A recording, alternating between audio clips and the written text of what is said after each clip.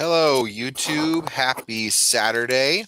Hopefully you guys can hear me talk if you get on. If you can't, be sure to let me know. So just figured I'd do, it's easier for me to go live right now than it is just to shoot a video. So figured I'd do it's a one card mail day, and maybe then do some talking about my PC. Maybe answer questions if anyone jumps on. So this was an eBay pickup.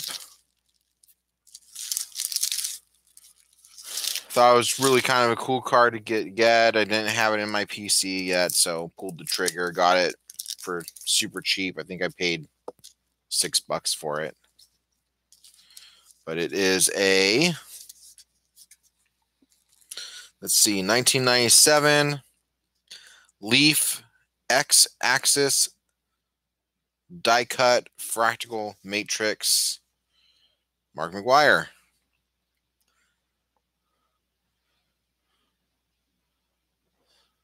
So hopefully you guys can see it okay.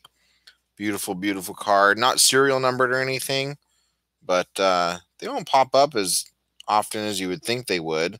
So figured I'd just go ahead and pick it up when I saw it. Ended up winning the bid.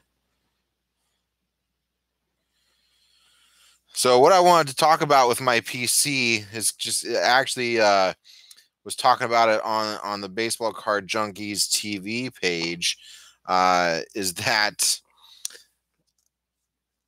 I was venting some frustrations just as far as my PC player, Mark McGwire, being so expensive, and adding so many cards to his checklist every single year. It's just going to be, and my main goal with McGwire is to get all of his cards featuring him in an Oakland Athletics uniform. Within reason, obviously, anything numbered to kind of like 10 or less, or we'll say 19 or less, is going to be kind of difficult to do, just because they are so rare. But that is kind of my goal, to get all of the A's cards featuring Mark McGwire. And with him adding, with them adding Panini and Topps, hundreds and hundreds of cards of his each year, it's going to be very, very difficult to do. I've pretty much got everything of his, like 87, 88, 89, into 90, got a lot, 91 got a lot. And then once we get into like 92 and onward, my checklist gets pretty thin. But 80s cards is a good goal, Pepino man.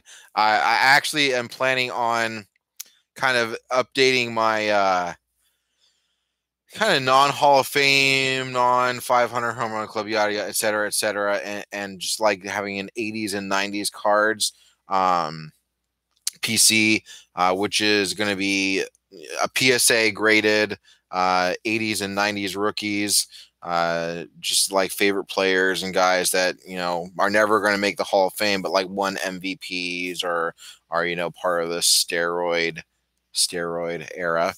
I guess it's not a steroid era because they all use steroids anyway. But so that is kind of my goal for doing that 80s and 90s rookies, and probably add some minor league cards in there too, because I really, really like those. They're pretty fun to collect. So that is kind of a goal of mine. But with McGwire, as I was saying, they are adding hundreds of cards to his checklist every year, and it just gets tough to keep up with it. So I was actually thinking, obviously Tanner Jones is the big Canseco guy. You'll never get a collection to rival his collection, right? So I was thinking about adding, Jason Giambi side PC, because there's a lot of cards of Giambi's that I will be able to get that, McGwire has the same card available, but maybe it's a little bit out of my price range. I kind of have a limit. Like I don't really like paying over, $100, or, really even over $50. I really don't like paying over $50 for a card that is not autographed, that is not, that does not have a game used patch or whatever. I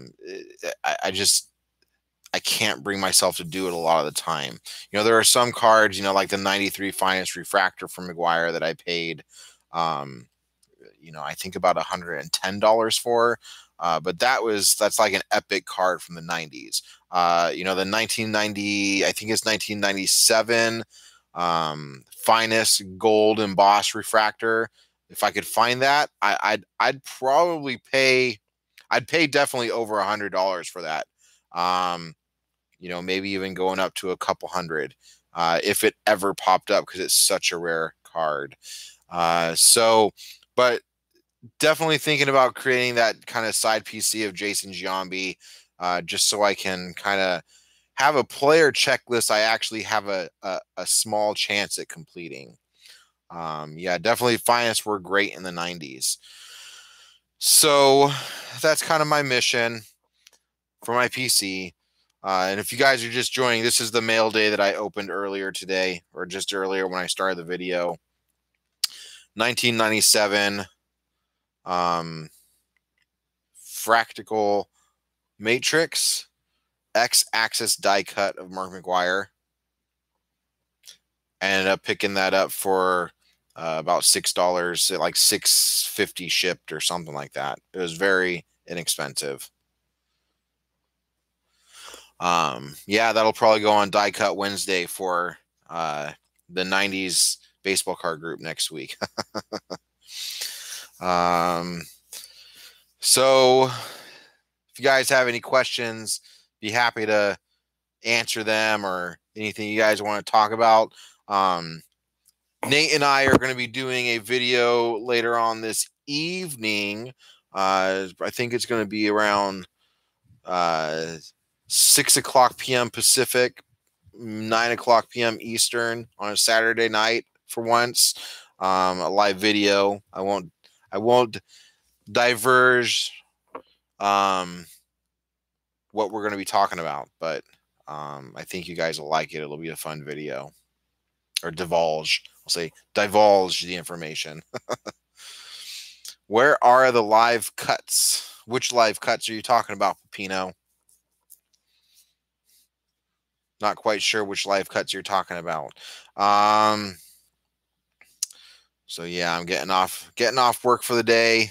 My wife is at or Owen is at a birthday party with the missus, so got a little time to go live and do a little video for you.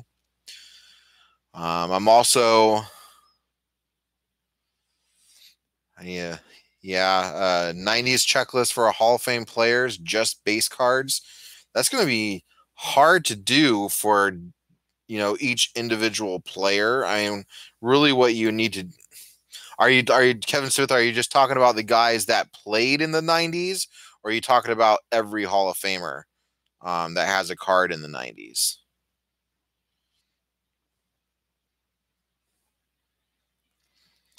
Yeah, the PSA registry is good for like key rookie cards. That's pretty much what the PSA would be. Hey, Smitty, what's up? Fellow A's collector. Every Hall of Famer from the 90s, every Hall of Fame card printed in the 90s is going to be tough to configure a checklist for. I mean, the only way that, if you have a Beckett account, it might be a little bit easier. You can kind of create one just by adding them to like to the organizer or something like that. Just search, Babe Ruth 1990 through 1999 or whatever, and then yeah, it'd be tough to do. Let's see here. Let's see. Have I seen the 2018 Topps cards? I have not. Are they out there already? Do they have designs? I think I may have seen like a design or something like that. But not to my recollection. I don't remember seeing any of the 2018 Topps cards.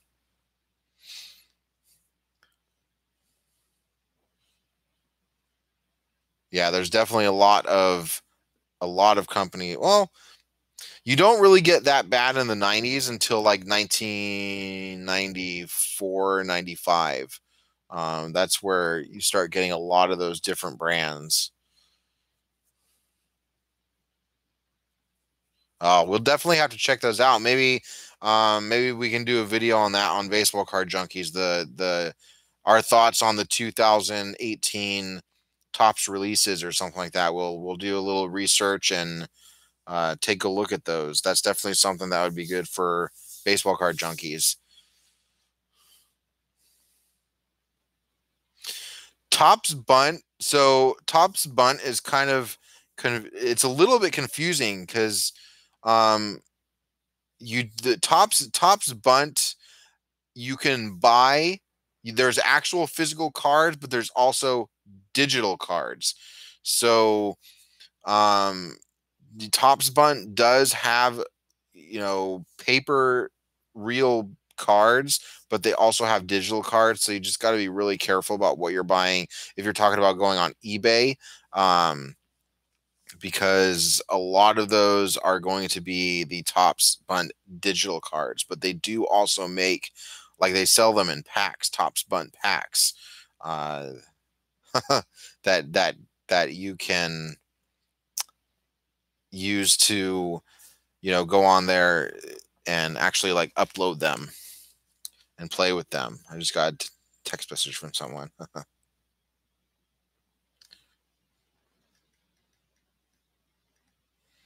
Sorry. I have a friend, in case some of you don't know, I am a licensed insurance agent in California. So I have some friends texting me about insurance questions. Let's see here. Yeah, definitely an encyclopedia for 90s cards would be good. I'm not even sure. You could probably like pull like a Beckett or something like that. They might, like an actual paper Beckett from 1999, like December 1999. They might have, a list of all the different cards. Mainly what you're dealing with in the 90s, like 1993, 94 through 1999, is all the different insert sets because there's so many of them.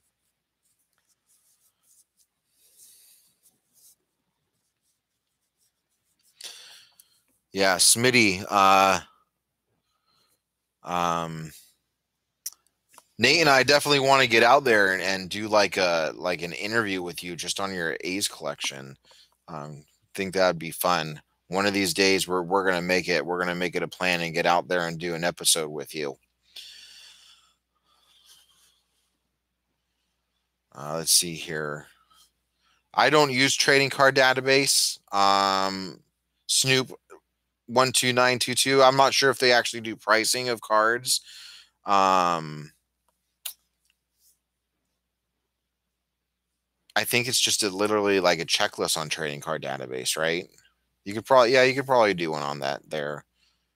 I don't know if you have to pay for trading card database. I know you have to pay for Beckett if you're going to use organized. You have to pay for Beckett.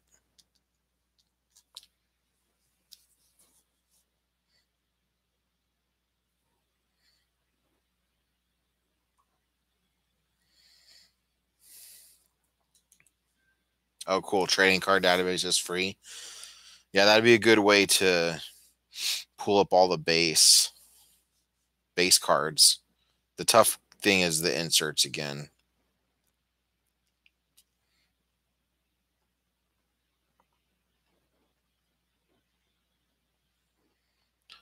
Oakland A's.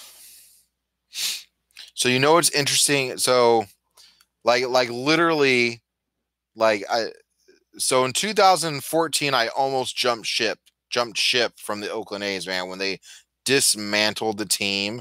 They had the best record going into the All-Star break and even shortly after, and then they got rid of their core players, which like literally I almost was like, screw the A's.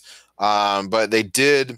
I guess Chris Davis just won, like they avoided going to arbitration with Chris Davis. He's making like $10 million for 1 year in 2018.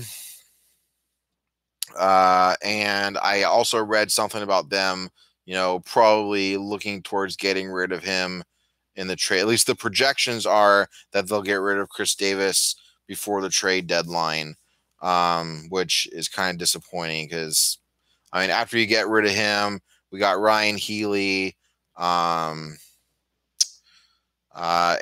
like one other guy, I can't remember him. Matt Olson, like, is pretty much all we have. Smitty, never jump. I don't know, man. It's getting crazy how they're running that team. Like I don't even know how they can expect to compete. I mean, like literally they had like Moneyball. They had that fluke season in what, 2002 or 2003, and they just haven't even like up until 2014 was the first year that they've contended for anything, and then they dismantled the team that they built. Like Moneyball, if anything, has been proven not to work. It just doesn't work, and they need to get like a good core of players, offensive players, and then two decent to above average pitchers to really anchor their staff, and I think that they'd be able to play. But right now, with the way they're running it, like seriously, we're probably going to be the next Cubs, looking at a 100-year slump, if not longer, until Billy Beane has nothing to do with the A's anymore.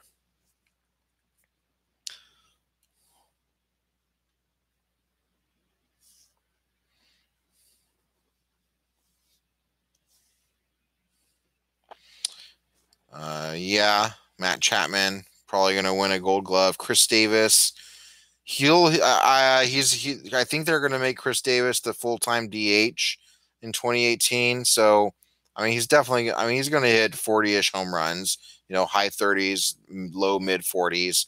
But I really do think with his annual salary is over $10 million in 2018.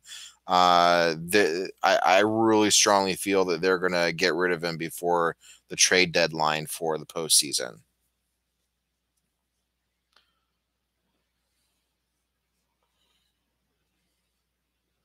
Yeah, Kevin Smith. I wasn't alive in the early 70s. I wasn't born until 79. So, what? Obviously, I respect the team. That I believe they won 3 World Series in a row in the early 70s. I definitely respect the team. Obviously, they have a lot of good players, a lot of Hall of Famers.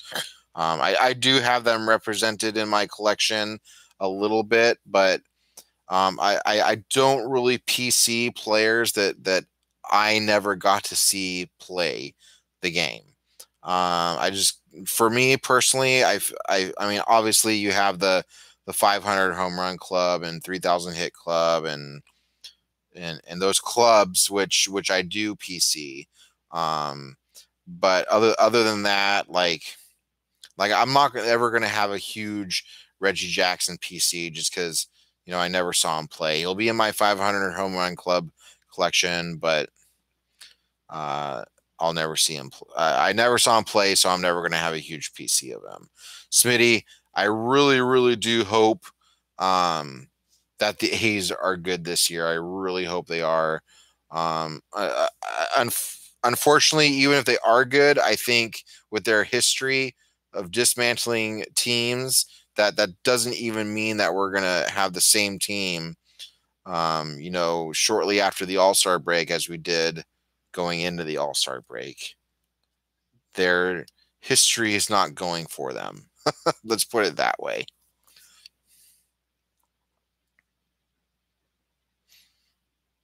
Oh yeah, so you were more born in 1963. So then you got you were what, 6 when Reggie Jackson came into the majors. I think it was 1969 was his rookie year, or 1969 was his rookie card. So 68 would have been his rookie year. Yeah, so you got to see a great string of A's teams, that's for sure.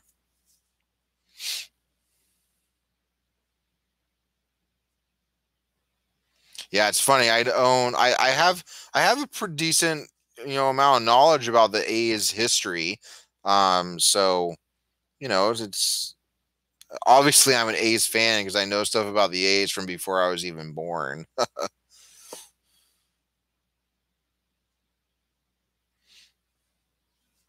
Yeah, I definitely like.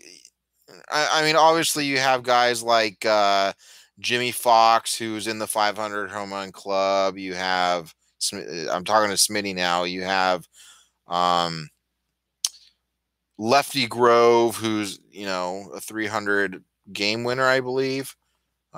So you have a lot of good A's players from back in Philly and Kansas City. Um, Again, I collect them. They're just not, the anchor of my collection. Which is funny. It brings me kind of to another topic, which I've been thinking a lot of lately. Because obviously my point of view is like, if you didn't see him play, and it's not baseball card collecting for me has a lot to do with nostalgia, and like things that I remember growing up. So like for me, when I look at these younger guys that are like my age or even younger, that you know are collecting the tobacco cards and the pre-war cards. I find it. I mean, I understand why they're doing it. They're valuable. They're rare. You know, but at the same time, there's to me, there's no nostalgia um, with collecting those. It's kind of funny, and I'm not saying this to offend anybody or ruffle any feathers, but I guess for me that's why I don't have any of those cards in my collection because it just the nostalgia isn't there for me. Um, but at the same time, I understand why people do collect them because they are rare and they are worth money. So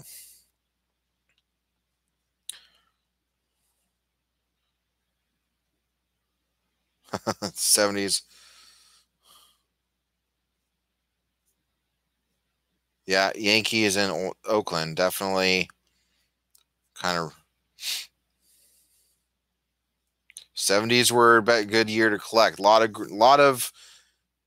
of key sets in the 70s, that's for sure. A lot of good looking sets in the 70s. Um if I sometimes if I was born in 71, I'd definitely be collecting more of those 70s cards. A set that I really do want to build because it was the year that I was born is 1979 tops. That'd be a fun set for me to build. Um, just because it's like, hey, I was born that year.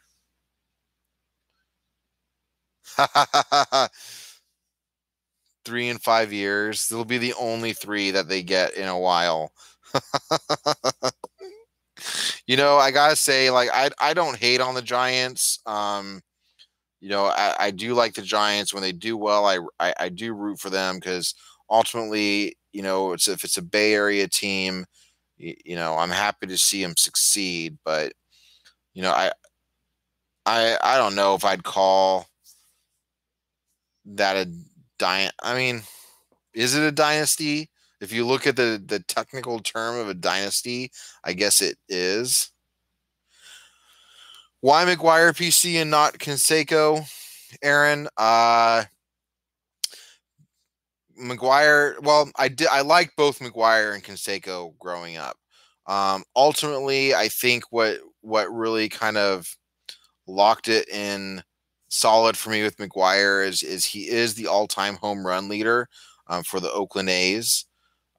He was on the team longer than Canseco was on the team, and obviously, he hit over 500 home runs in his career. 1998 was a huge year with him breaking the home run record. You know that's why McGwire and not Canseco. Although I will say in that time frame, 1988, 89, 90, Canseco was my favorite player. He was the best player in baseball at the time. But as I got older, obviously McGwire progressed further with the A's. and he just had that, uh, Herculean aspect to him, where he was hitting home runs, on a regular basis further than anybody else. I mean, McGwire is the all-time leader for home runs per at bat. Nobody in the history of baseball has hit more home runs in the number and in the number of at bats it took McGwire to do it.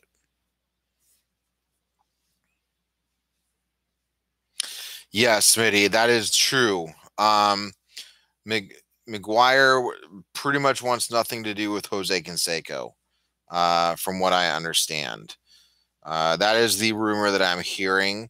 I know Tanner, Tan Man, baseball fan, or I can't remember exactly what his YouTube is, but he's a big Canseco guy. I'm probably the biggest Canseco guy in the hobby, and he actually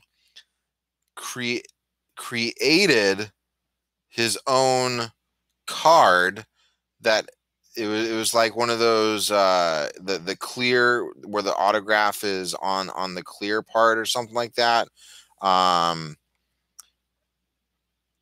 He created a dual Mark McGwire and Jose Canseco autograph booklet out of I guess he had doubles of it. So he created one that was like a dual jersey card with Mark McGwire and Jose Canseco that he had two of, and he created one of them to have, he like cut autographs from other cards and put them into yeah, it's a friggin' awesome card. Maybe wonder if I can talk him into making doing the other one for me. Probably not. That'd be funny. That would be a cool card to have. It was a beautiful card. I mean, you can buy cards from the 80s, like there's the 89 Fleer. The 89 Fleer, with him and Terry Steinbach and Jose Canseco on the card. That one gets autographed a lot. There's also one, a Bash Brothers card. I think it's from 89 Fleer. That is autographed. You can find those autographed with both of their signatures, but Kevin Smith, do I think Mark McGwire should be in the Hall of Fame? I would love to see him get into the Hall of Fame. So here's my point of view, and this kind of goes into Barry Bonds as well. All right, so if you take Barry Bonds prior to him using steroids, which is around the 95 to 97 seasons, I think, somewhere in that time frame. If you take what he did up to that point, he's still a no doubt Hall of Famer. Like up to like 1996, 97, still a no doubt Hall of Famer. You take Mark McGwire up to what he did into the 96, 97 year. I don't think that he is a Hall of Famer based on his production or his. I mean, Mark McGwire never won an MVP. He has one. I think he has one Gold Glove award, and he has the one World Series victory with the Oakland A's in 1989. Okay, he did not have great postseason statistics. He had 2 years in there where he didn't hit more than 9 home runs in each year. So if you look at what Mark McGwire did from 1987 through 1997, he is not a Hall of Famer during that time frame. Now, you look at what he did from 1996 through 2000 or 1996 through 2000 or 1999. You add that statistic in. At that point, I think you have to recognize him for him being so dominant in that time frame, you know, you have to look at it like it's assumed that that steroids were rampant in baseball. So, you know, the majority of players were looking at them, or were using them. So you look at it kind of like if the majority of players were using steroids, but there were only a handful of players that actually had the skill and the ability to accomplish what they were able to accomplish. Of course, I'm talking, you know, Mark McGwire, Sammy Sosa, Barry Bonds, even Roger Clemens. You know, nobody else was doing what they were doing. And the reason that there's kind of that Hall of Fame ban on them, I think, is because they broke records. They broke, you know, some of the most hallowed records in baseball. So there's a little bit of contention there. But I would love to see Mark McGwire in the Hall of Fame. And I do think that he should be recognized, you know, for what he did for baseball in 1998. You know, regardless of what, you know, maybe the repercussions were in 2002, 2003, 2004. So he saved baseball. You know, you look at Bud Selig. Bud Selig got in on the same Veterans Committee vote that McGwire did not get in on. So they're on the same ballot. Bud Selig got in for what he did for baseball during you know, that time frame. He's, you know, reported as saving baseball, you know, from, you know, after the strike. So if that's his purpose, that's why he's getting into the Hall of Fame. Sure, the players who attributed to that also get into the Hall of Fame. That's kind of the way I see it. So I would love to see McGwire get into the Hall of Fame someday. I don't really think that, you know, he's ever going to get into the Hall of Fame, unfortunately. You know, just because of you know, the steroids, and, you know, also prior to, you know, obviously he hit the rookie record for home runs in 1987, or 86, 87, I think. Rookie the 1987, he hit the rookie record for home runs, right? So you take that year out, 1988 through 1995 or so, you know, he's not really a Hall of Famer in that time frame. Hey, Manny, how's it going? But yes, Smitty, I agree. If Bagwell is in, McGwire should be in. Um, that I definitely agree with that statement. If Bagwell is in, McGwire deserves it for sure.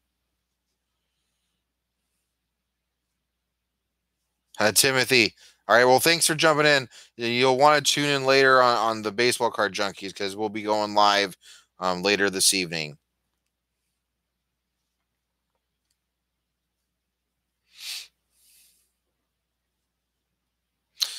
You know, Smitty, I do want to go to Tristar. I did get the go ahead from my wife to go. My only concern is the money situation. You know, where there's things that we have going on that you know, kind of take precedence over buying plane tickets and paying for hotel rooms. But I would really like to go if I can make it happen and not go into debt doing it. Then I definitely want to go. So I'd say I'm probably 60-40 right now, 60% going, 40% not going. Uh, open up a new credit card. I've got enough credit cards. Good suggestion, though. We'll see how some of my investments, if I get some, because I do actually invest in the cryptocurrency thing. So, you know, depending on how that goes, I'm going to look at that kind of in April, May, and see where that's at. If I can pull money from there to pay for Tristar, I'm going to do it for sure. Are you going to Tristar, Smitty?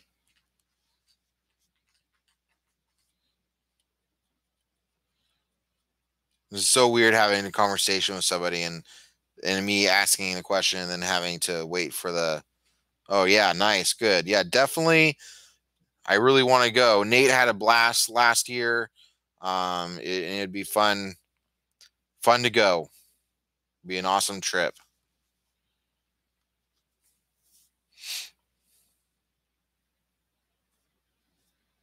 Maybe I can start a GoFundMe. Who? I don't know who's adding. Is Raleigh Fingers isn't out there?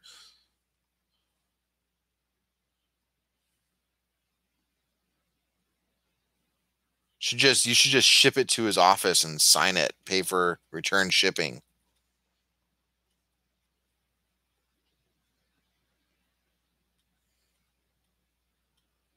You need to make a video with the cards every collector has to have, or I need to, or we need to. Baseball card junkies. And we do kind of have, some of those up there. We have like the key rookies of the 1980s, 1990s.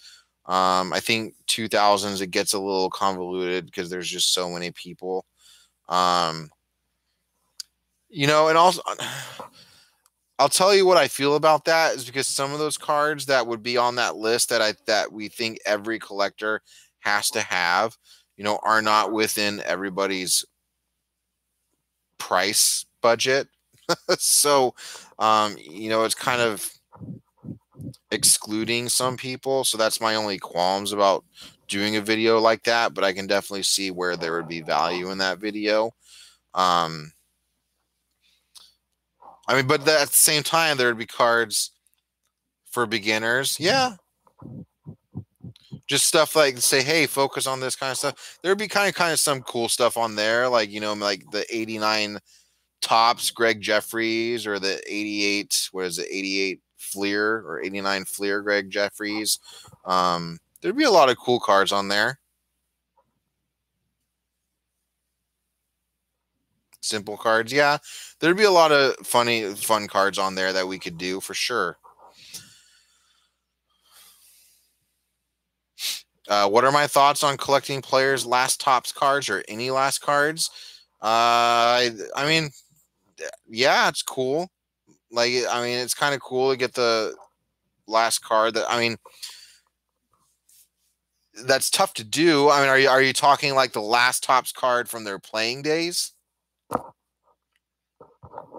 Because obviously, like Reggie Jackson still has tops cards being produced today. Okay, yeah. So last tops card from their playing days. Uh, that's kind of a fun little side PC or a PC for sure. Uh, I don't do that specifically because I kind of like to collect a little bit more like from when they were in their prime. Like so if we talk about Reggie Jackson, from the A's and the Yankees, when you get into like the 80s when he was on the Angels and a couple of other teams, uh, it's not as attention riveting, I'll say. But if that's what you want to do, don't let what I say or what anybody else says tell you that it's not a good idea to do. Um, yeah, well, Ripken's another tough one, and so is Griffey because obviously they still have cards going on. But if you're just looking for their playing days, that's a cool PC if you're like just doing like Hall of Famers and stuff like that. Or superstars of the game, I should say, um, because I don't know, the Hall of Fame's not really what it used to be, in my opinion. But if you're just looking at superstars of from their playing days, the last card ever printed, um, from base tops or something like that, maybe not like tops triple threads or whatever. That'd be super cool because like you literally when you look at the back, it has all of the years that they played, all of their stats, their totals. Um, yeah, that's a cool side PC for sure, or a cool PC to base your collection on.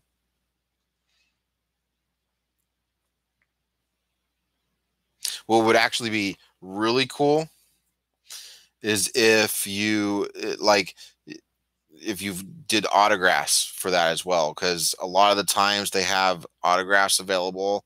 And it might be a little bit tough for guys like Reggie Jackson, like the guys that retired pre 1998 or 99, whenever the autographs really started hitting. But I mean, it's still a cool PC. What are my thoughts on collecting a player's second year card if the rookie is out of your budget range? You have to collect what is reasonable for you. I mean, for example, most of us are never gonna own a 1951 or 1952 Bowman, and then his tops rookie Mickey Mantle. Most of us are never going to own that or have a shot at ever owning that. So sometimes it makes sense to collect the second or even third year card. Luckily, anything post 70s. I mean, even into the 70s, you can get very affordable rookie cards. So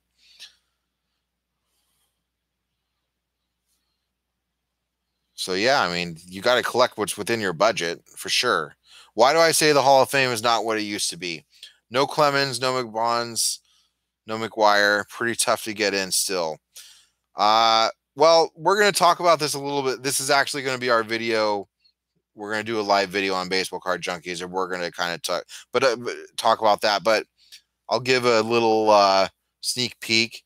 Bubba Trammell, Alan Trammell. I mean, really, that gives you a good idea of, what the qualifications are to get into the Hall of Fame. At this point, I don't want to cover too much because it's going to be in our video. I'll just say, Daniel, if you're not subscribed to Baseball Card Junkies TV, subscribe to that channel. We're doing a live video. We're going to try to go live sometime around 6 p.m. Pacific, 9 p.m. Eastern. And that's going to be our topic is the Hall of Fame and what we think about it, where it's going, and what it's kind of been turned into. So to answer your question, tune into Baseball Card Junkies TV tonight.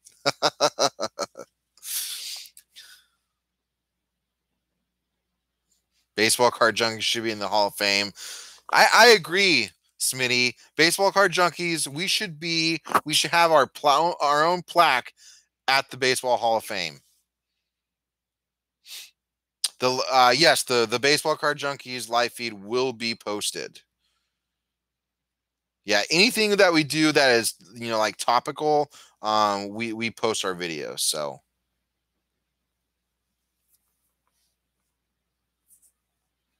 Oh yeah, Manny, definitely for sure. There's affordable cards out there. Like you don't need to get graded rookie cards. That is a very recent in history, craze kind of popularity is having graded rookie cards. There's far more examples of a Roberto Clemente rookie or even Mickey Mantle rookies, probably. There's far more examples of ungraded rookie cards out there than there are graded rookie cards, for sure. All right. Thanks, Daniel. Thanks for tuning in.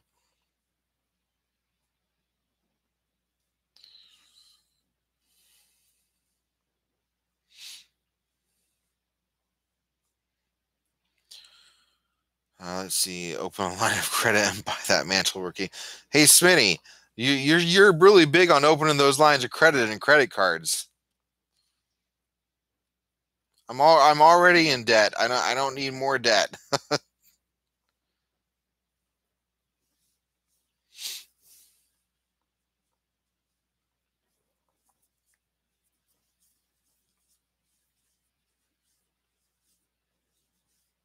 Only when you want it bad enough. Yeah, I'm not sure that I want a Mickey Mantle rookie card bad enough. I'm not sure. I know there's been I know I think Pepino Man picked one up not too long ago. Picked up a Mickey Mantle rookie, Topps rookie, I believe.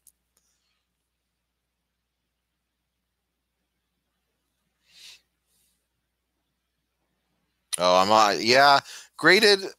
You know, I think graded cards are fun if you have a particular PC in mind, or for certain cards. Like for example, I have the 1985 Topps Tiffany McGwire rookie, graded a 9. I have his base Topps rookie graded a 9 as well. There's certain cards out there that are, I think, important to have if you PC a specific player in to have graded in your collection. But of course I have raw examples of those as well.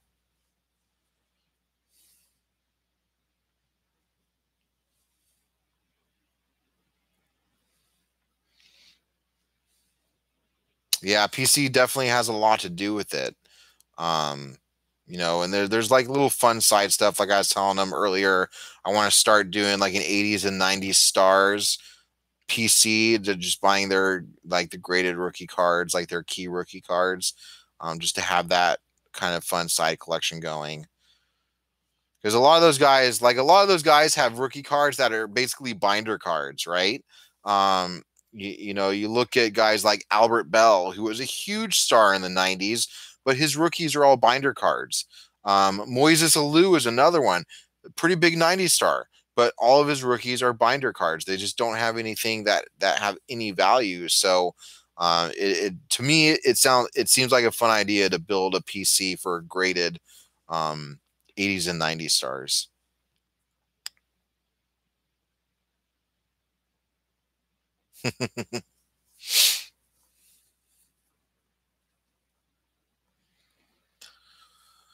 All right, guys. So we're approaching the 50-minute mark. I got to start getting prepped. I got to get some food and get ready to head on over to Nate's in a little bit, so we can do get our baseball card junkies TV on. So I'm gonna get going. Thank you everybody for jumping in and taking part in the video. I'm gonna post this up just for fun, just so you guys can go back in and watch and listen to the conversation again if you want to.